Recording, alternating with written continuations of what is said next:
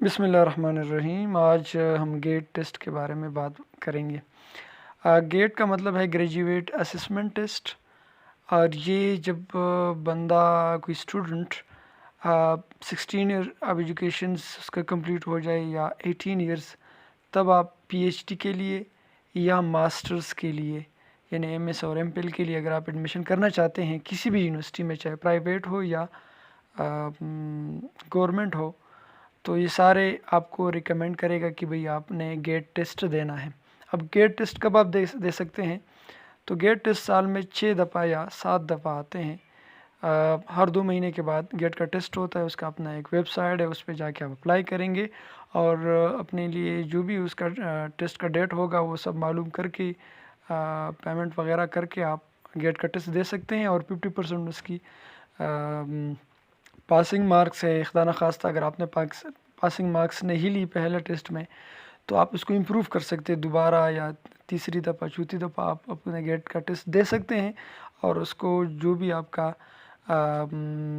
Dzire marks ہے وہ آپ اس میں لے سکتے ہیں، تاکہ جب بھی پھر آنے والے دنوں میں کسی بھی یونیورسٹیز میں ایڈمیشن آتے ہیں اپنے ماسٹرز کے لیے، جو آپ ماسٹرز کرنا چاہتے ہیں، تو وہ آپ کو یہ بتائے گا کہ بھئی آپ کا گیٹ ٹیسٹ کہاں ہے، تو آپ نے اس کو دینا ہوتا ہے، تو پہلے سے آپ اس کی تیار کر سکتے ہیں اپنے گیٹ ٹیسٹ کو۔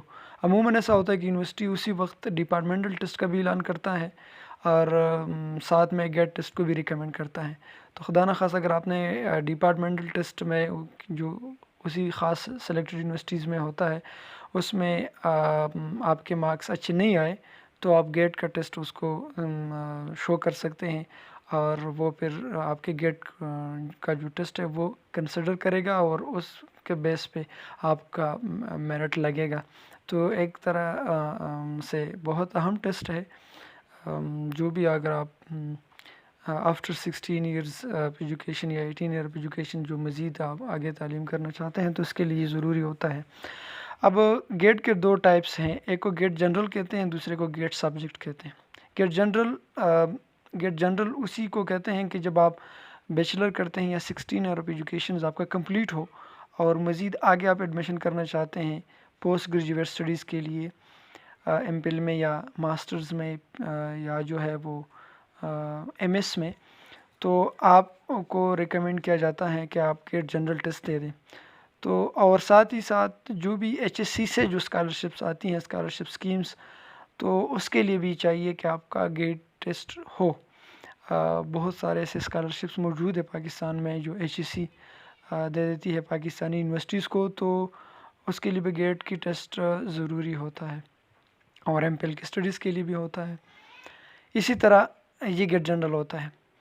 گیٹ سبجیکٹ جب آپ کا ماسٹرز کمپلیٹ ہو تو آپ اور پی ایچ ڈی کے لیے آپ اپلائی کرنا چاہتے ہیں تو گیٹ سبجیکٹ ٹیسٹ جو ہے وہ ضروری ہوتا ہے۔ وہ سبجیکٹ وائز ہے، جو بھی آپ کا میجر ہو، جو بھی آپ نے ایم ایس میں یا ایم پل میں کی ہو، جو بھی سبجیکٹ آپ کا ہو، تو اس کے بیس پہ وہ یہ ٹیسٹ ہوتا ہے۔ اب آگے میں جاتا ہوں، گیٹ جنرل کو مزید ڈسکس کرتا ہوں کہ گیٹ جنرل کا سلیبس کیا ہے اور اس کے کنٹینٹس کیا ہے اور تیاری کیسی کرنی ہوتی ہے، اس کو ڈسکس کریں گے۔ تو گیٹ جنرل اصل میں 3 کیٹیگری پر مشتمل ہوتا ہے، یعنی کہ پوری گیٹ جنرل ٹیسٹ کو 3 حصوں میں کیٹیگرائز کیا ہوتا ہے۔ ایک کو گیٹ اے کہتے ہیں، گیٹ بی اور گیٹ سی۔ گیٹ اے کا جو کن ڈسپلنس کے لیے ہوتے ہیں، انجینئرنگ اینڈ ٹیکنالوجی کے لیے، اور گیٹ بی جو ہوتا ہے social sciences and arts and humanities کے لیے ہوتے ہیں، جبکہ گیٹ سی جو ہے biological and medical sciences, agriculture and veterinary science and physical sciences. یہ گیٹ اے، گیٹ بی اور گیٹ سی کن کن ڈسپلنس کے لیے ہوتے ہیں، یہ سمجھ میں آ گئے۔ اب جنرلی جو گیٹ جنرل ٹیسٹ ہے وہ کن کنٹینٹس پہ بیس کرتے ہیں، یعنی کہ وربل، انالیٹیکل اینڈ کوانٹیٹیو، یہ 3 سیکشنز ہر گیٹ جنرل ٹیسٹ کے اندر ہوتا ہے، لیکن اس کے پرسنٹیج وائز پھر ڈفرینٹ ہے۔